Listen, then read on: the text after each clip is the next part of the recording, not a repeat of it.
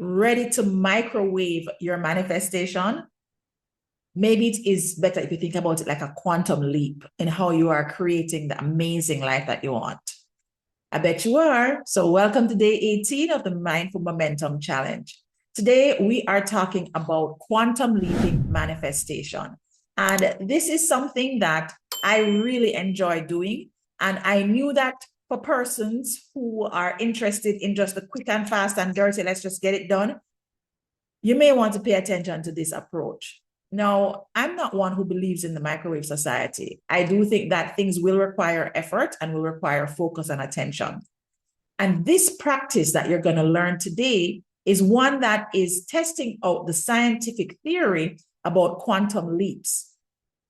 Quantum is one of those concepts that has become a bit more mainstream in the conversation, where you're looking at how quantum physics actually aligns with manifestation principles. Quantum physics essentially talks about multiple realities existing at the same time. So your past, your present, and your future all existing at the same time, where time is not this linear thing. You're having all the different realities happening simultaneously. And so this reality that you are creating in the future already exists once you have imagined it. The thing about that now is to connect the science with real life and with your life. And one of the practices that I like that has really helped me to simplify the way that I look at quantum physics and how it is related to my consciousness and to my future and to the life that I am creating is by really connecting that observer effect and what I'm focusing on for my life that I'm creating with the principles that say that time is not linear. How do we do that? By practicing the future self communication. I don't know if you guys have ever done any kind of work with therapy where they have you look back and talk with your inner child to see how things that may have happened in your past are affecting your ability to have a joyful life today. Well, this is essentially the opposite of that.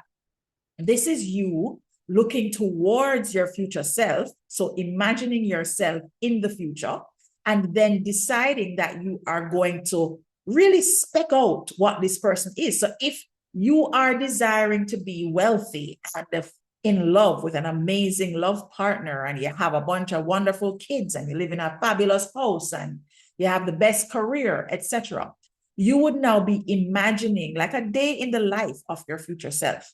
And there are different ways that you can actually explore this future self creation. You can do it through writing your future self a letter to say, dear future self, this is how I imagine our lives to be. I am currently in January of 2025 or in December of 2025. And this is the dream that I have for 10 years down the line. And I cannot wait to be able to experience it. Some of the problems that I'm so grateful we have been able to solve related to my finances and to my love life. I'm so excited about the love that I'm experiencing in my future life, where I have an amazing supportive partner, etc., etc. So what you're doing is you are really allowing that future self perspective to come into the now. So you can do the exercise for just 1 year ahead. And you want to notice certain things like, how is the future you carrying themselves? Are you more confident? Are you more assertive? Are you more communicative with your network? Like, are you networking more? What energy is it that you are emanating? What wisdom do you embody? You know, what does your body look like? What does your body feel like? These are all things that you can start to think about as you imagine that future self. And the challenge that I'd like you to take on today is to actually write yourself a letter from the future you. What can that look like? That can look like you writing back to say, dear Stacy, I'm so happy that you decided to take this chance to create the life that you want.